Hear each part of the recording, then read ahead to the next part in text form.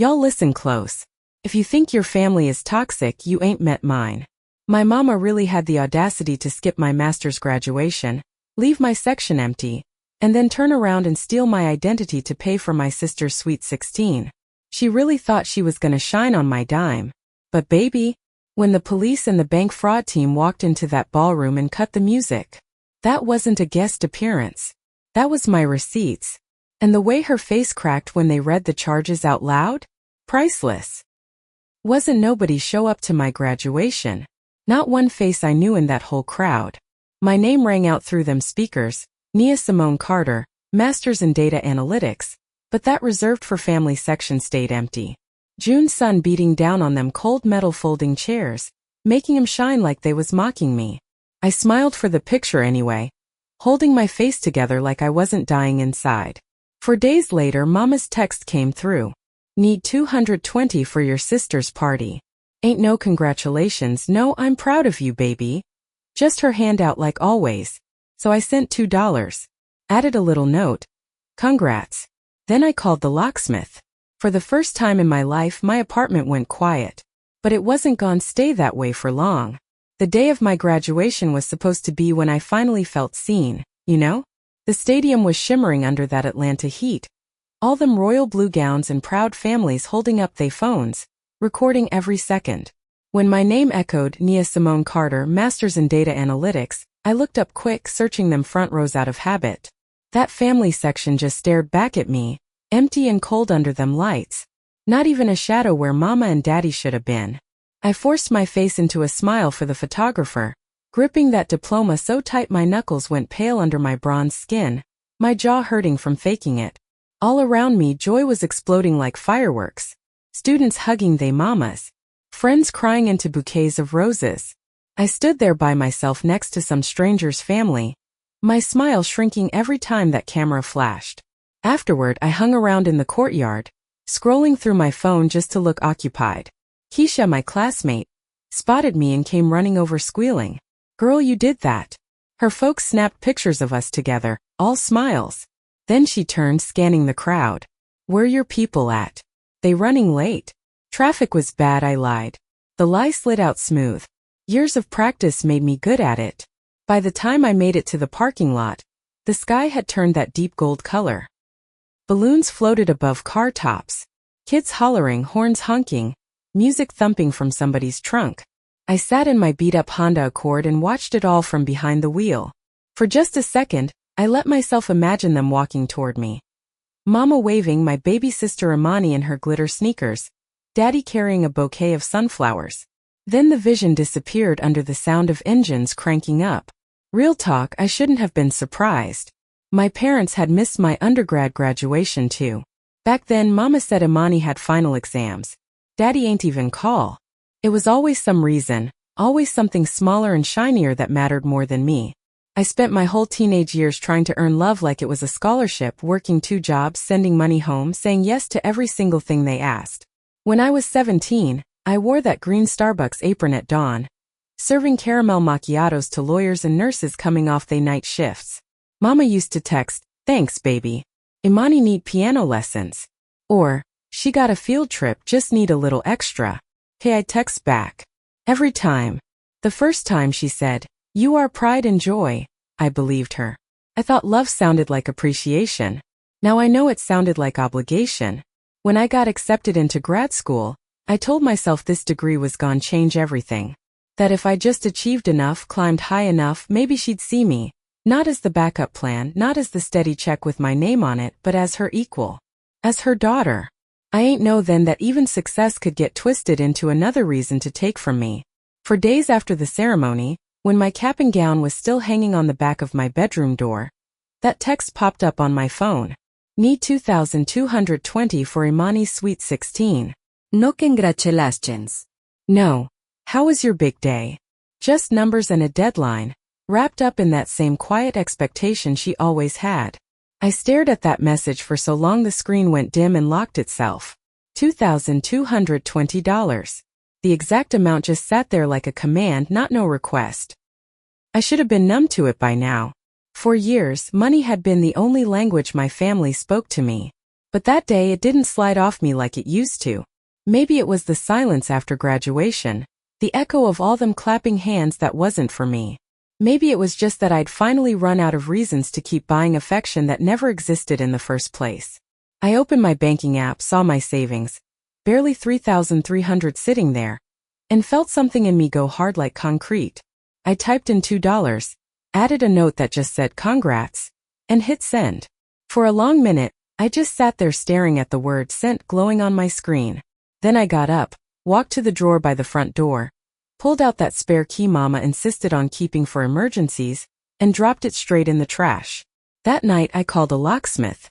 He showed up an hour and a half later, an older brother with a soft voice and tools that clinked together like wind chimes when he moved. The new lock clicked into place, solid and final. When he left, I stood in the doorway for a minute, breathing in that faint smell of oil and metal. It was the first boundary I'd ever built in my whole life. The next day, sunlight poured through my little apartment. I brewed some coffee, watched the steam curl up, and for the first time I didn't flinch at the quiet. It was mine. Nobody could walk up in here. Nobody could ask me for nothing. Peace had a sound, and it was this until the knocking started. Hard. Steady. Wouldn't stop. I froze up. It wasn't Miss Johnson, my landlord. She always called first. When I looked through the peephole, 2 uniforms filled up my hallway. Atlanta PD, one said, voice all calm and professional. Miss Carter. I opened the door, my heart pounding. Yes. The taller officer, a black man in his 30s with a neat fade, showed his badge. We received a call from your mother. She said you've been acting erratic, changing locks, not answering calls, and that she worried you might harm yourself.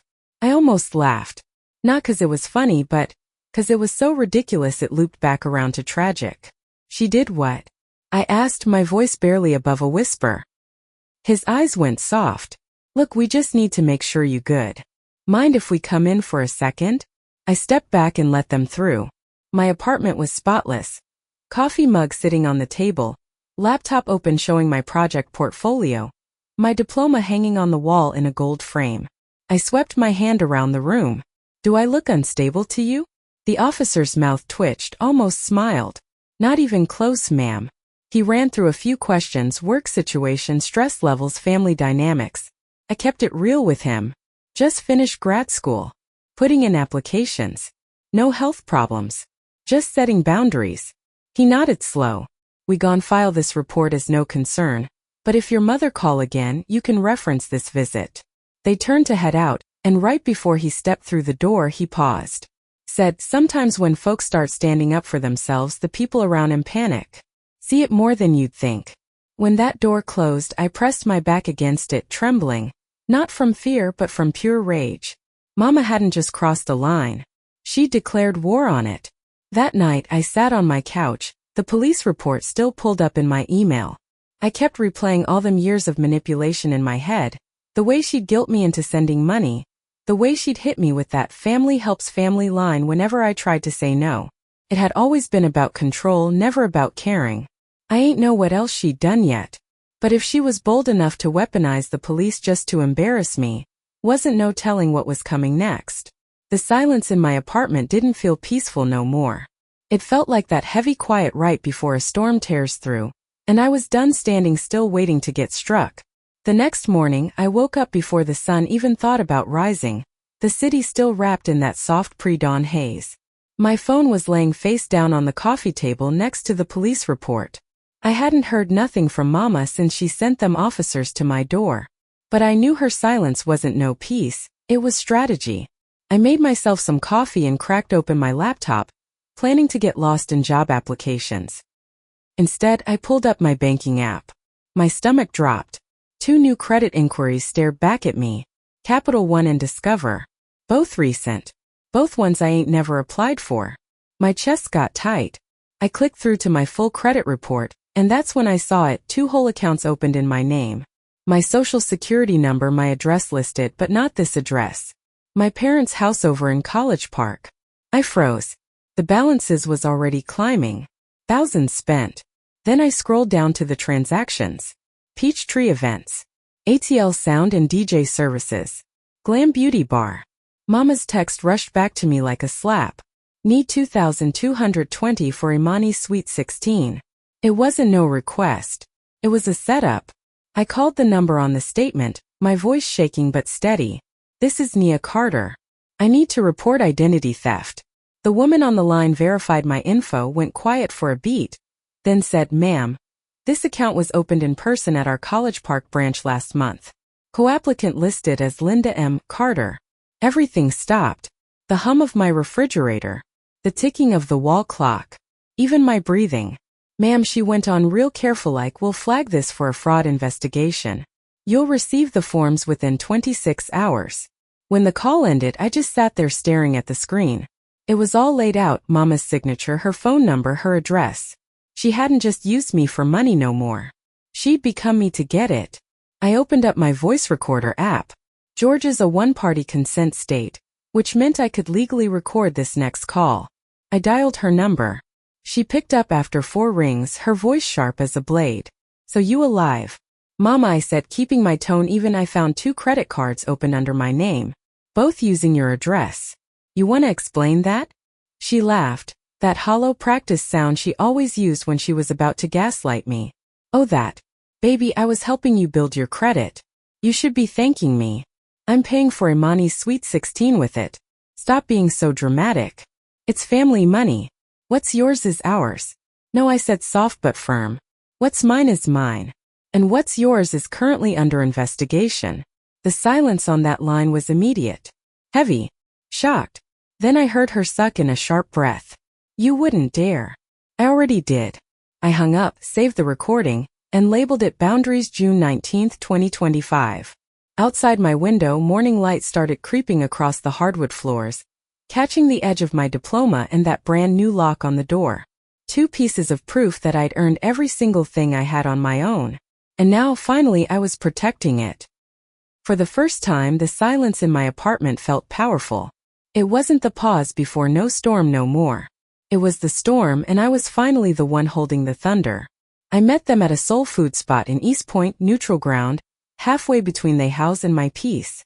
The kind of place with worn vinyl booths and sweet tea that was always too sweet, but it was perfect for what I needed: public, quiet, and impossible to cause a scene in. They showed up 20 minutes late. Mama first, wearing a floral church dress and sunglasses like armor even though we was indoors.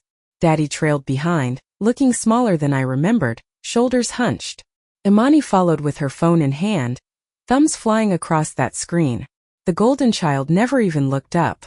"Nia," Mama said sharp, sliding into the booth across from me. "You really made us drive all the way out here for Sunday dinner." "We not eating," I said. My voice surprised me, steady cold. "We talking." The waitress came by, poured coffee with a smile, and disappeared back to the kitchen. I slid a manila folder across the table. 2 credit cards opened under my name, Capital One and Discover. Both tied to y'all address. Both used for Imani's Sweet 16. Mama's smile barely moved. "Oh that. Baby, I did it for you. You need credit history. I was helping you out." "Helping?" I said soft. "You forged my signature." She waved her hand like she was swatting a fly. "Don't make this dramatic, Nia. It's family. You always been so ungrateful. You act like the world don't know who paid for your education." I laughed. A sharp sound that made every head in that restaurant turn. "You mean me? I paid for it with every check, every double shift, every student loan you told me to take out while you was using my college fund for Imani's prom dress."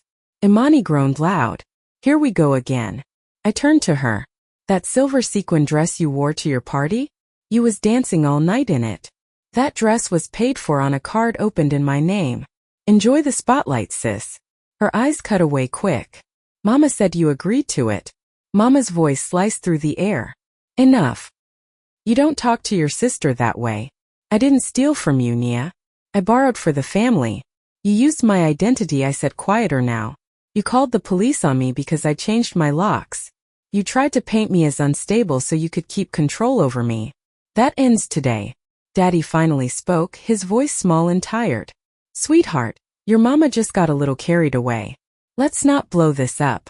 We can fix it privately between us." I pushed the folder closer to them. "Ain't no fixing it privately. The bank already know. There's an open investigation." Mama's eyes snapped up, all the color draining from her brown face. You did what? I reported the fraud. The accounts are frozen. The bank got your signature, your phone number, your address. You'll be hearing from them real soon. The silence that followed was thick enough to choke on. Even the diner hum went quiet, like the air itself was holding its breath. You gon' regret this, she hissed. You destroying this family over a misunderstanding. No, Mama, I said, standing up slow. You destroyed it the moment you decided my name was worth more to you than my love. I left a $10 bill for my coffee on the table and walked out before she could say another word. Outside, the air smelled like rain fixing to come. I sat in my car for a long minute, staring at my reflection in the rearview mirror. My hands was shaking, but my chest felt light, almost hollow, the kind of hollow that could fill with peace if I let it. That night, the grand ballroom on Peachtree glittered in purple and silver. The big night, Amani's Sweet 16. I wasn't invited, but I ain't need to be. I already knew how it was gonna end. At 9:15 p.m. my phone rang. Unknown number. I answered. Miss Carter, a crisp female voice said. This is Lauren Mitchell, legal representative for Capital One in Georgia. I'm calling to inform you the bank has escalated your fraud report. Our internal team has coordinated with local law enforcement to verify transactions tonight at the Grand Ballroom on Peachtree. You're not required to attend, but we wanted you notified. My throat tightened. Y'all sending police to the venue? Yes, ma'am. Standard procedure. We'll document and confirm the charges. I thanked her, hung up, and leaned back in my chair. Through my open window, I could hear faint music drifting from the direction of downtown. A celebration about to come crashing down. 45 minutes later, my phone buzzed. A text from Imani. Are you insane? The police just showed up. The DJ stopped the music. Everybody staring. Mama freaking out. Then another text came through. They sang her name out loud. The bank lady said your name. What did you do? I ain't reply. I ain't have to. Meanwhile, across town, 2 officers stepped into that glowing ballroom. No sirens, just calm authority cutting through all that neon and glitter. A bank representative followed behind them, holding a thick folder full of receipts and contracts. Good evening, one officer said, voice even and professional. We're here to verify a report of credit card fraud associated with this event. The charges were made using an account under the name Nia Simone Carter. Whispers rippled through the crowd like wildfire. Phones lifted. Cameras turned. Mama froze by the 3-tier cake, all the color draining from her face. There must be some mistake, she said, voice trembling. The banker opened the folder, reading out loud for everybody to hear. Primary applicant. Linda M. Carter. Cosigner, unauthorized. The transaction records indicate misuse of another person's identity. Gasps went up. Somebody whispered loud enough for everyone to hear. Ain't that her daughter's name? Mama's lips parted, but nothing came out. Imani stood in the center of the dance floor, tears welling up in her eyes, whispering, Mama, what did you do? The officer's tone stayed neutral. We're not arresting anyone tonight. This is just documentation for the bank's case. But we will need to take copies of the receipts and ID verification. In the silence that followed, the only sound was the rapid click of camera flashes. Half the guests recording, half pretending they wasn't. Within minutes, the DJ started packing up his equipment. The banner that read Amani's Sweet 16 Born to Shine drooped sad under the weight of that thick Georgia humidity. The room emptied slow, waves of whispers and pity trailing behind folks as they left. By the time Mama stepped outside, rain had started falling, soft and relentless. Back in my apartment, I stood by the window and watched lightning flash across the Atlanta skyline. I ain't smile. I ain't cheer. I just let the quiet wrap around me like a blanket. The sound of justice, subtle and absolute. For years I thought silence was what weakness sounded like. That night I realized it was victory. 4 days later, the storm had passed, but the wreckage stayed put. An email arrived from Capital One. Fraud investigation resolved. Primary applicant Linda M. Carter has acknowledged unauthorized use and agreed to repay $8,640 in full. One sentence. No apology, no drama, just the truth finally sitting on paper. Word spread fast. In a community like College Park, gossip moved faster than justice ever could. People whispered in grocery store aisles and after church service. Did you hear about the Carters? Something with a bank and that Sweet 16 party. Imani's party video, 35 seconds of pure chaos, police and disbelief, hit 600,000 views before she locked down all her accounts. Daddy got quietly reprimanded at work for letting they mail and financial statements go to his company address instead of home. For once I ain't feel guilty. I ain't replied to none of they messages. Not out of anger, out of exhaustion. I was done explaining what should have been obvious from the jump. I filled out all the FDC forms, froze my credit tight, and closed every single account Mama ever touched. Then I printed that final confirmation letter and pinned it on my wall right beside my framed diploma and the locksmith's receipt. 3 documents side by side. Proof of effort. Proof of protection. Proof of freedom. That night I brewed some chamomile tea, cracked open the window, and let Atlanta's night air spill in. The city hummed below, alive and unbothered. For the first time the silence ain't hurt. It healed. 7 months later, fall settled over Atlanta. Streets golden with fallen leaves, the air crisp and forgiving. I'd started a new position at Apex Analytics, surrounded by people who saw me for what I built, not what I could give. On my wall hung 3 things. My diploma, my new employee badge, and that old lock I once replaced. Together they told one story, how I finally chose myself. If you ever had to set a boundary just to breathe again, you're not alone. Drop a comment and let me know where you watching from so I know how many of us finally changed the locks.